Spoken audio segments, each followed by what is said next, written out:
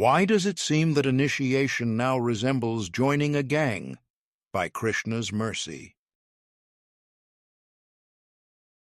Upabit byah uchchaha, je Sita Rama Mangala gavahi, Tulsi sakal kalyan, te nar nari anudina pavahi. Quote, those who sing of the auspicious occasion of the initiation and the wedding of Sita and Rama with excitement get countless auspicious blessings day after day, says Tulsi. Janaki Mangala, Chand 24:2. Okay, hear me out on this one. I am not intentionally trying to be offensive. I am not itching for a debate or craving controversy. These are merely my observations, based on what I have witnessed as of late. I tend to be sympathetic towards initiation, in the formal sense which is known as diksha in Sanskrit. It moves my heart to see people so dedicated to a path that they become nervous to the point of struggling to remember 4 simple principles. When asked by their guru to recite the 4 regulative principles, they always seem to forget one of them. The thing that has always bothered me is that the initiation ceremony feels more like a graduation, or perhaps bestowing a lifetime achievement award on a devotee. You get the sense that there was a lot of persuasion, that the initiates were not originally up for it. They finally relented as a way to fit in. To become a member in good standing, to gain privileges of worshiping the deity in the temple, getting a new name to share with others, receiving invitations to large gatherings, they decided to choose a guru from a pre-approved list. Sort of like back in the day when the Sears catalog came out, now you have the guru catalog. Act quickly before the savings end. All jokes aside, to me, this closely resembles the way initiation occurs in criminal gangs. Sorry to be so harsh, but the similarities are undeniable. You see, as soon as you enter the gang, you are now one of them. You are equally culpable for the crimes that are committed. That might be what gets you initiated in the first place. You have to agree with something that is completely wrong.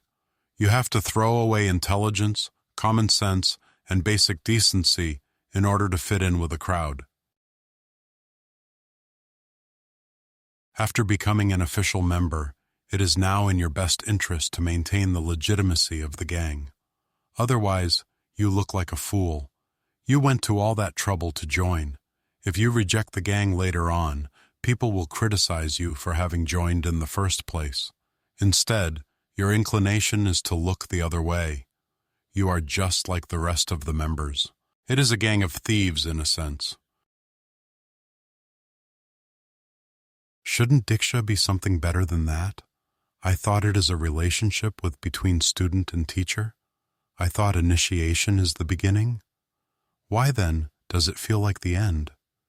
You shouldn't need to take a course that deprograms everything you have learned just to become eligible. Am I missing something here? It feels like people are renting a guru. At least the rental car companies find you another car if the one you want isn't available. In these institutions, once the guide flakes out, for whatever reason, the disciples have to scramble to find a new guru, sometimes 2 or 3 times, in order to remain in solid standing. It is a farce, if you ask me. When we see or hear about concepts that are foreign to us but also ancient in origin, in descending from the Vedas, they may appear strange or impossible to reconcile. The truth is that the concepts play out in one form or another on a daily basis throughout every society since time immemorial. For instance, something like the arranged marriage has always existed. It was present in some populations during the time of the founding in America, as it was self-deprecatingly referred to in the autobiography of Benjamin Franklin.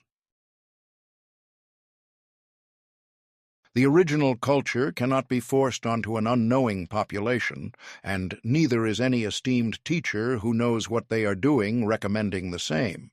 But we can understand the spirit of events, like the Swayamvara of Sita Devi described in the Ramayana and the Rakshasa-style marriage of Krishna to Rukmini Devi described in Bhagavad Puran through comparison.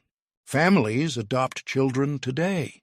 The ancient marriages were similar, except with the wife viewed as a kind of gift from above, like the goddess of fortune appearing within the family.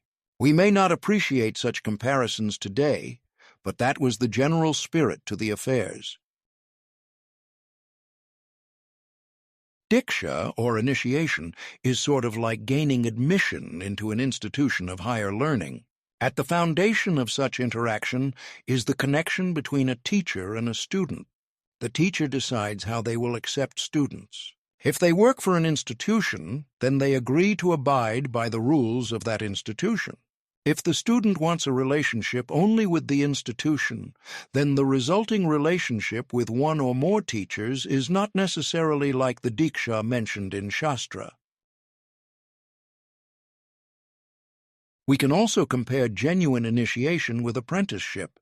An expert agrees to train a novice. Both sides assess the situation. They begin a formal relationship. The goal is that the novice will one day turn into an expert. If they want, that expert can then train their own students. This is how we have access to Vedic wisdom today. The chain of succession is merely passing along a way of life, a culture, which is based on timeless knowledge. This succession is parampara.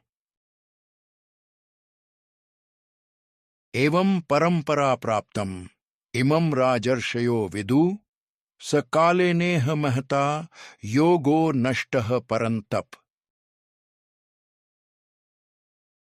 Quote, this supreme science was thus received through the chain of disciplic succession, and the saintly kings understood it in that way. But in course of time the succession was broken, and therefore the science as it is appears to be lost. Lord Krishna, Bhagavad-gita 4:2. With initiation for learning spiritual practices, with the goal of understanding Brahman, there might be mantras exchanged.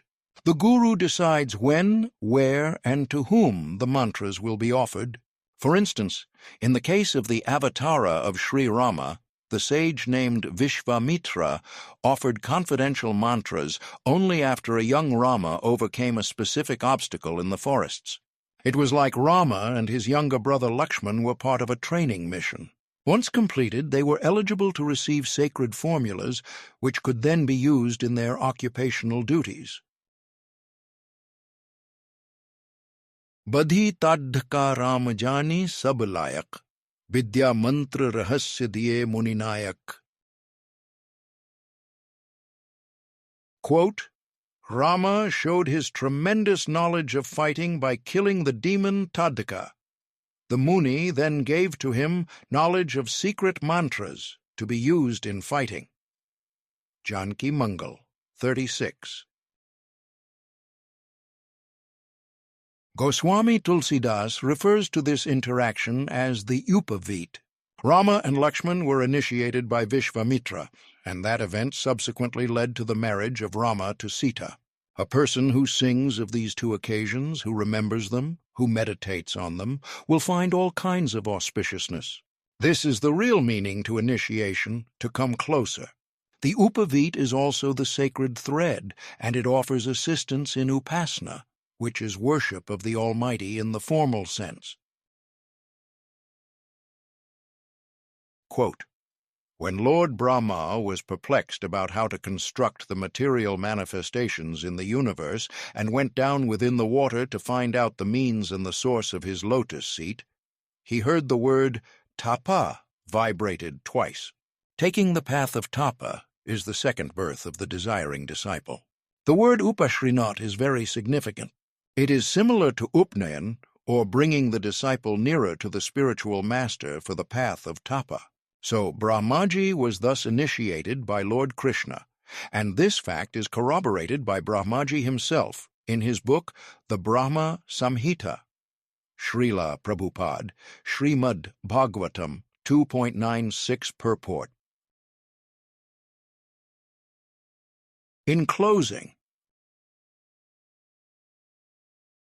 like gang entry to resemble, for initiation ritual to assemble, shift in values abrupt, now compelled to support the corrupt, but diksha more than status attaining, a student towards teacher for training.